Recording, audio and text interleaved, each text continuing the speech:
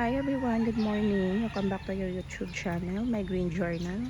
Ngayong umaga po ay ipapakita ko sa inyo yung ating variegated staphyloides na naripat dito sa malaking pot. Ayan. So 2 pots po sila.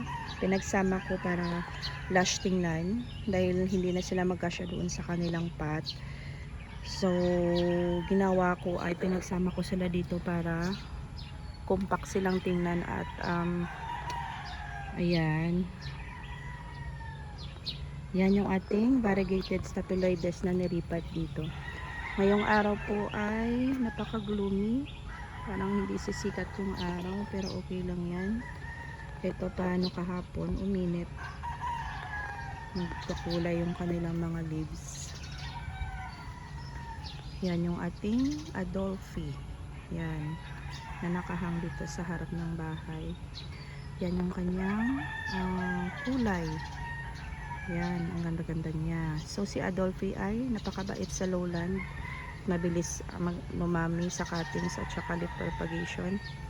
Yung ating variegated staphyloides ay mabait din sa lowland. Hindi sila mahirap buhayin. Ayan. Saka mabilis silang gumami. So isa rin to sa paborito kong succulents dito sa lowland. Ayan. So kailangan nating putputan yung kanilang mga leaves dahil kagabi ay nagbuhos ako sa kanila. Ayan, para hindi masunburn yung kanilang mga rosette. So kailangan walang tubig dyan sa mga rosette nila. Dito, ayan, ang ganda ng kulay niya. Orion yata yung pangalan nito. So pasensya na po kayo guys dahil kahit na nag-aalaga ako ng mga succulents ay nakakalimutan ko yung kanilang mga pangalan. Yung ating marble gold, yan, putputan natin para hindi masunburn yung kanyang rosette. Ito guys, napakalaki rin niya. Ayan,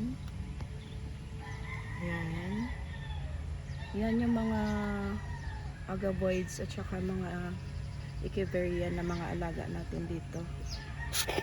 Ito si Lola, yan, at ito yung ghost plant o ghost din na alaga na cuttings na pinapagate ko dito.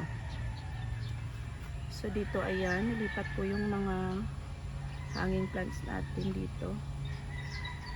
Ayan, kasama ng mga malalaki nating alaga dito sa gilid ng bahay. So ayan, putputan natin yung kanilang mga rosette. May inihintay pala akong plants na darating. Siguro mga 3rd week pa. Isi-ship ng seller. So 3 seller yung pinagkunan ko ng plants. Ayun, at natutuwa ako dahil sa isang seller ay meron siyang stock na cubic frost. So gusto kong magkaroon noon dahil wala ako dito ng cubic frost. So napakalaki ng cubic frost na in-order ko. Mother plant na siya. So maraming babies para pag nag-propagate tayo ay marami tayong mai-propagate na cubic frost. Yan. So siguro mga 3 o 4 na seller yung binilhan ko ng plants. Yung iba doon ay cactus. So mga 3rd week pa ng this September nila isi-ship. Yan. At ipapakita ko sa inyo yun guys pag nag-unboxing tayo. Ito si hybrid lovely rose. Yan. Na sobrang taba. Kailangan pala guys yung ating mga succulents ay alaga din sa dilig dahil pag hindi ay namamayat sila. Ako every twice or thrice a week ako nagdidilig sa kanila.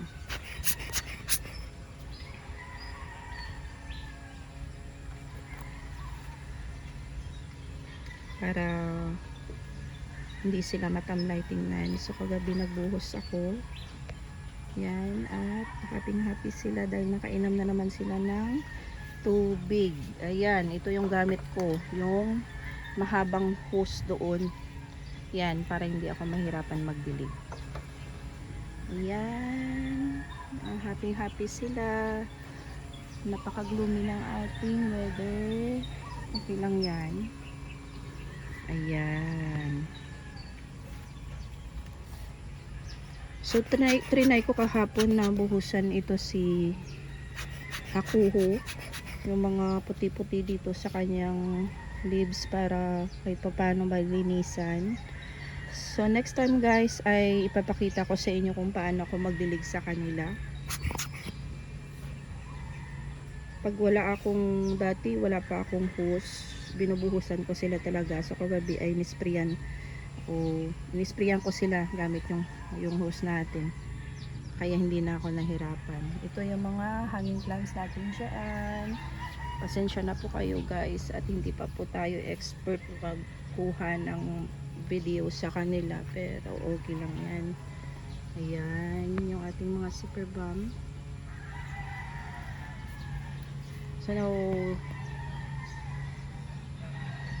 2 weeks na lang at madadagdagan na naman yung ating mga collection dito, at hindi ko alam kung magkakasya pa sila dito sa kanilang mga plant truck na. So sana magkasya sila. So gawa natin ng paraan. So ito yung pinaglagyan ko sa kanila ay yung rattan na mesa. Ayan, dahil lang hindi ako nakapagawa ng kanilang plant truck. Yan, dahil busy po at nagtatrabaho tayo araw-araw. So sa Saturday ngayon at Sunday lang yung pahinga natin, kaya kahit pa paano okay lang sila naman. Okay lang naman sila dito. Ayan, importante ay malulusog sila. Ayan, so kahit na hindi kagandahan yung kanilang plant truck dito sa gilid ng bahay. Ayan, so thank you so much guys for watching. Please don't forget to like and subscribe to my YouTube channel, my Green Journal. So God bless everyone and good morning sa lahat. So thank you, bye bye.